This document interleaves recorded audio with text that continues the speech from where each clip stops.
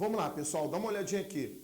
Vocês, baseado no que nós falamos anteriormente, nós temos aqui uma mistura tampão, vê se vocês concordam. Temos uma base fraca, o hidróxido de amônio, lembrando que as únicas bases fortes são da família 1A e 2A a partir do cálcio, então é uma base fraca.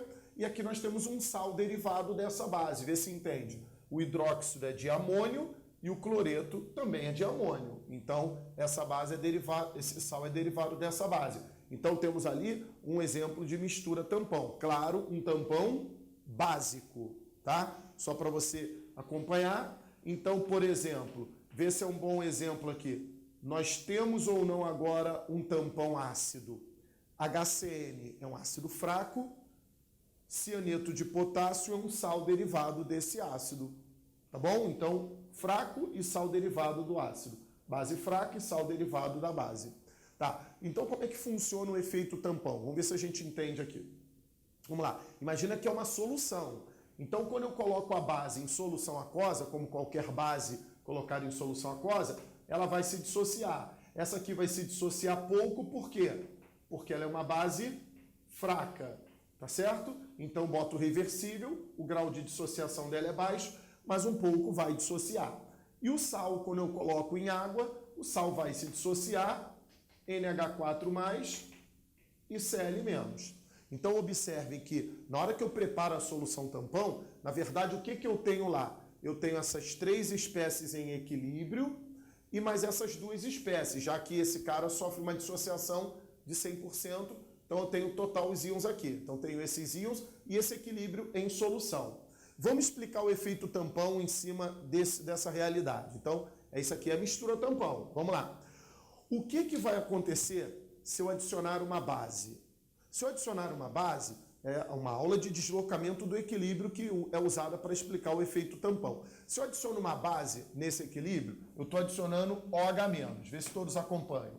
Então, esse OH- que eu estou adicionando vai perturbar o equilíbrio? Vai, porque tem OH- no equilíbrio. Então, ao adicionar OH-, aumenta a concentração de hidroxila no equilíbrio, então desloca o equilíbrio no sentido de consumir parte da hidroxila que foi adicionada.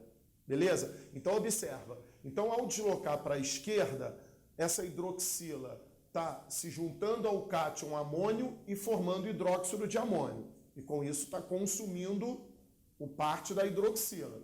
Só que é o seguinte, como essa base é fraca, a concentração de amônio aqui é muito baixa, porque se a base é fraca, ela se ionizou, se dissociou pouco. Então a concentração de amônio é muito baixa. Imagine por algum momento que nós não tivéssemos o sal. Se nós não tivéssemos o sal, logo acabaria esse amônio daqui. E se esse amônio acaba, a hidroxila que eu estou colocando aqui não tem amônio mais para se juntar. Então a hidroxila ficaria livre. Imagina a quantidade de hidroxila que eu estou adicionando não ter o amônio para se juntar. Então a hidroxila ficaria livre, o pH ia aumentar bruscamente. Então não teria sido observado o efeito tampão. Mas por que isso não acontece? Porque o sal que a gente colocou tem o mesmo íon, o mesmo cátion da base. Como esse sal se dissociou 100%, a concentração de amônio aqui é muito alta, então ele vem suprindo a deficiência de amônio lá de cima.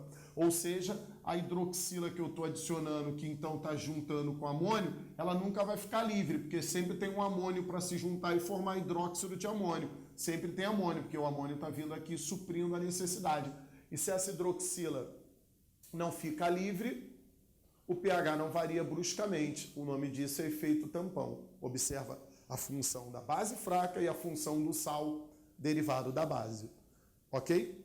Então, vou fazer uma segunda observação. Botei o mesmo tampão e agora nós vamos adicionar um ácido. Né? A gente adicionou a base, agora vamos adicionar um ácido. Então, está aqui o mesmo tampão, hidróxido de amônio, cloreto de amônio. Então, agora eu vou adicionar um ácido forte. Então, quem eu estou adicionando ao equilíbrio? Estou adicionando H+. Pergunta, a adição desse H+ perturba o equilíbrio? Não sei, professor, não tem H+ no equilíbrio? Não tem, mas tem o H-. E vocês sabem muito bem que H+ com OH- é água. A água não gosta muito de se ionizar, ela prefere ficar H2O. Então, onde estão os dois, na verdade, é água. Então, o papel desse H+ é retirar a hidroxila do equilíbrio para formar água. Se então está retirando a hidroxila do equilíbrio, está baixando a concentração dela. Se está baixando a concentração de hidroxila, perturbou o equilíbrio. O equilíbrio então responde deslocando para a direita, ou seja, para repor parte da hidroxila que está sendo tirada. Então ela está sendo reposta.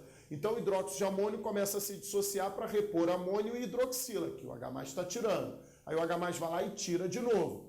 O hidróxido de amônio vai e repõe de novo. O H+ tira de novo. O hidróxido de amônio vai lá e repõe de novo. Pergunta: temos ou não muita quantidade de hidróxido de amônio aqui? Sim, temos. Temos por quê? Porque a base é fraca. Se a base é fraca, ela praticamente não se dissociou, ela está toda aqui. Como ela se vê na obrigação de se dissociar para repor a hidroxila que o H+ da adição ácida está tirando, tem muito hidróxido de amônio aqui para se dissociar. Ou seja, o H+ não consegue ficar livre.